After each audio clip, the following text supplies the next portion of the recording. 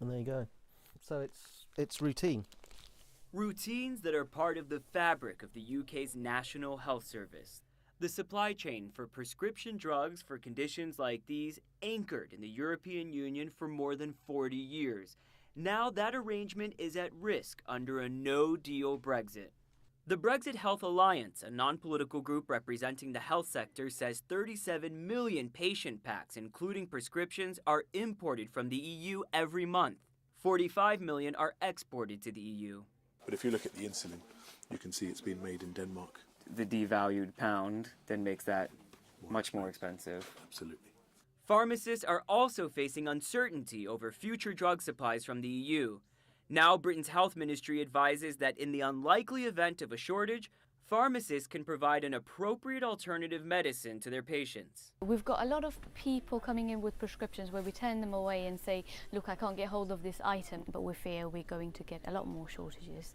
The medicines that we're worried about are mainly the anti-diabetics, the inhalers. They tend to be out of stock. The health ministry says it's planning for the worst. 500 companies that supply medicines and medical supplies told to increase stockpiles by another 6 weeks, to expect delays of up to 6 months at the borders due to new customs checks, to seek alternate routes of shipment for drugs, including air freight, and increase additional warehouse capacity for drugs at ports. That also includes increasing refrigerator capacity at warehouses to stockpile medicines like insulin that must be kept at low temperatures. And what about people who say that we're scaremongering, talking about stockpiling drugs? I think that having pharmaceutical companies stockpiling is in order to reduce the risk of scaremongering.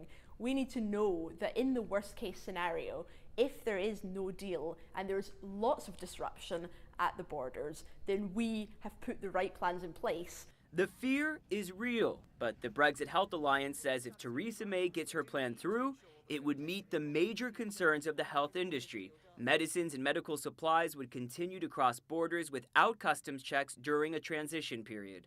Still, for James Moore, who also takes multiple injections of insulin every day, he's planning his own contingencies while Britain is still in the EU. I could take my prescription, go into a French pharmacy and cash it. It is possible to conceive of hopping across the channel and doing it like that, or flying across to Ireland. This holiday season, the one gift James and many others desire above all, an end to the uncertainty for what comes after Brexit. Samuel Burke, CNN, London.